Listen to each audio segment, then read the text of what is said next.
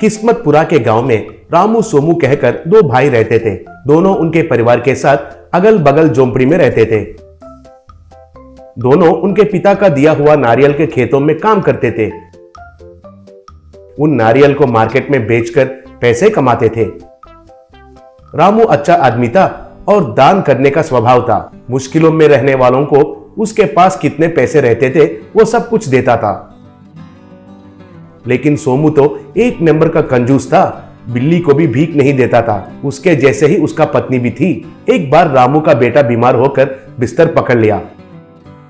Doctor आकर जांच करके, रामू इसका दिल बहुत कमजोर है, तुरंत ऑपरेशन करना है, तुरंत पैसों का इंतजाम करो, 10 लाख तक खर्चा हो सकता है, कहा।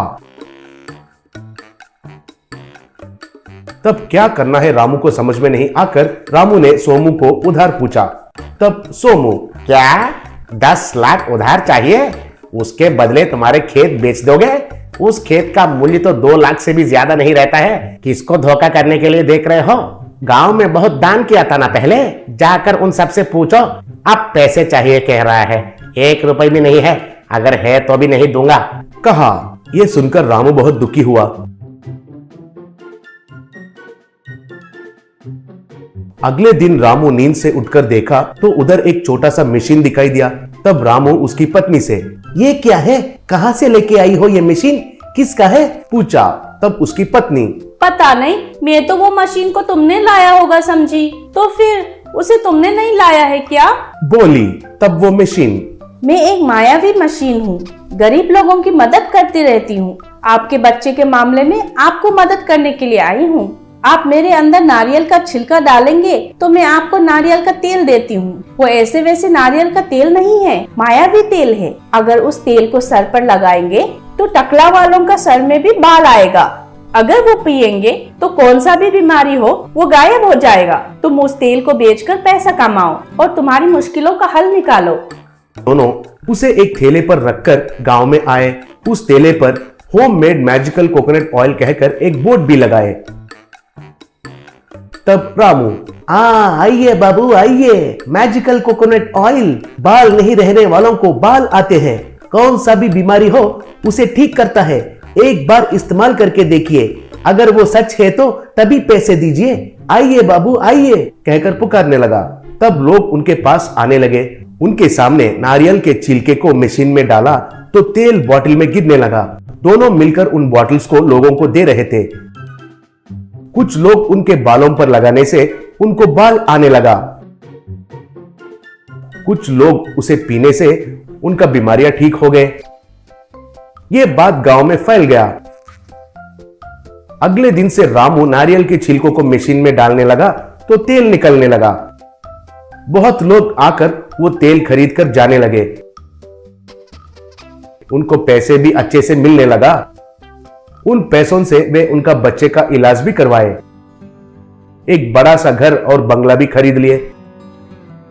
उनका ये विकास को देखकर सोमू वाले ईर्ष्या से जलने लगे। कैसे भी करके उस माया मशीन को चुराने के लिए प्लान करने लगा सोमू।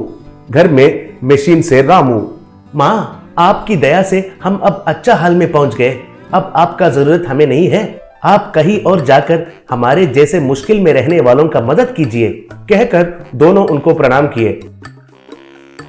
ऐसे दोनों सोने लगे। उस रात को सोमू रामू के घर में घुसकर उस मशीन को चुरा लिया। उसे ले जाकर उसके घर में रखा। तब उसकी पत्नी, अरे वाह, कितना अच्छा काम किया है तुमने। अब से हम इस मशीन से तेल बनाकर उसे बेचकर उनके जैसे अच्छा पैसा कमा सकते हैं, बोली। तब सोमू उस मशीन में नारियल के छिलके डाल रहा था तो उसकी पत्नी दिलचस्पी से देखने लगी।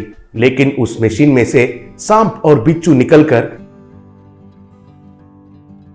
उनके ऊपर गिरकर काटने लगे। तब वे दोनों, बाप रे बाप, बचाइए बचाइए, कहकर चिल्लाते हुए उधर से भाग गए। तब वो मशीन हवा में उड़कर दूसरा मुसीबत में रहने वालों को ढूंढते हुए उधर से चली गई। जबलपुर नाम के गांव में साधुराम नाम का एक गरीब बूढ़ा आदमी रहता था। साधुराम का बेटा का नाम था नाथुराम। वो एक साइंटिस्ट के पास असिस्टेंट के तौर पर काम करता था, क्योंकि उसको साइंस और प्रयोग कहे तो बहुत पसंद था। वहां साइंटिस्ट के पास नया नया आविष्कार को देखकर सीखता रहता था।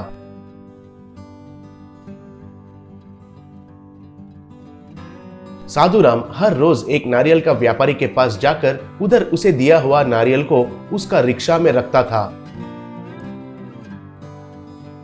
बाद में रिक्शा को चलाते हुए, नारियल पानी ले लो, नारियल पानी, ताजा ताजा नारियल पानी, शरीर में गर्मी को कम करने वाला नारियल पानी, कहकर घूमते हुए बेचता था। ऐसे शाम तक बेचकर वापस नारियल व्यापारी के पास जाकर उस दिन उसका कमाई हुआ पैसे उसको देता था। वो व्यापारी उस दिन का कमाई से थोड़े पैसे साधुराम को देता था। उसी गांव में बिना काम के 3 लोग रहते थे। शंकर, जय और किशन उनका नाम था। उनको लोगों को चिढ़ाकर रुलाना बहुत पसंद था। तरह तरह से लोगों को चिढ़ाकर हंसते रहते थे।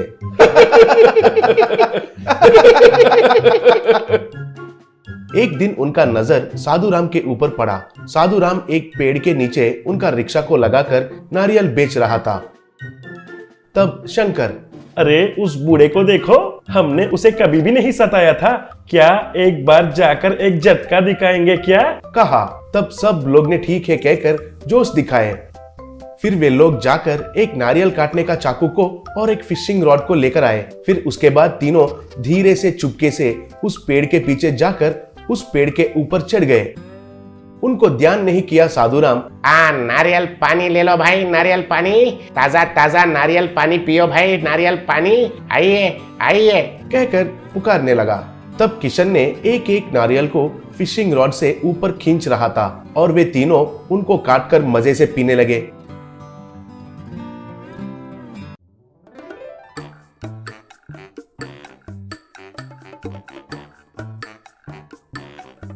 वैसे ही बहुत सारे नारियल का पानी चुराकर पी लिए। शाम को रिक्शा में नारियल को गिनकर साधुराम ने दिया हुआ पैसों को गिनकर व्यापारी, ये क्या है साधुराम, 20 नारियल कम हो गए हैं, क्या हुआ है?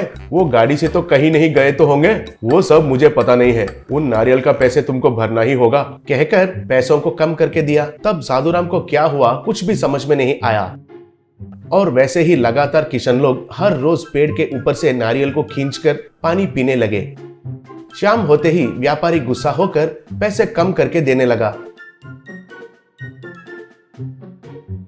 ये बात घर में बताकर साधुराम दुखी होने लगा। तब नाथुराम, अरे हर रोज उतने सारे नारियल क्यों गायब हो रहे हैं पापा?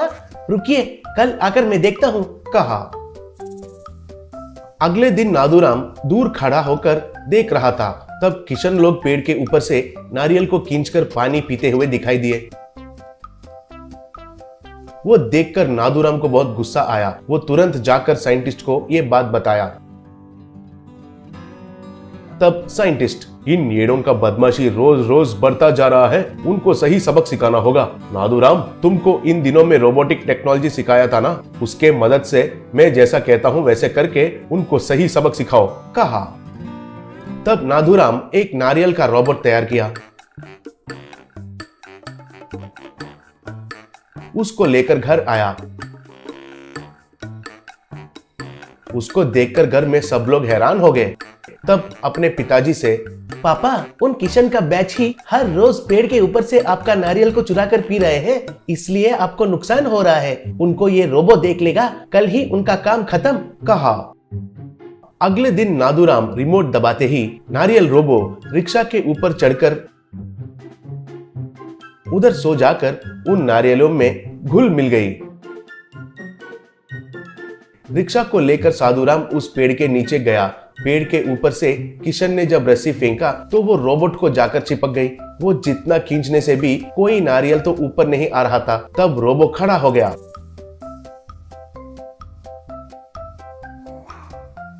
वो देखकर तीनों चौंक गए।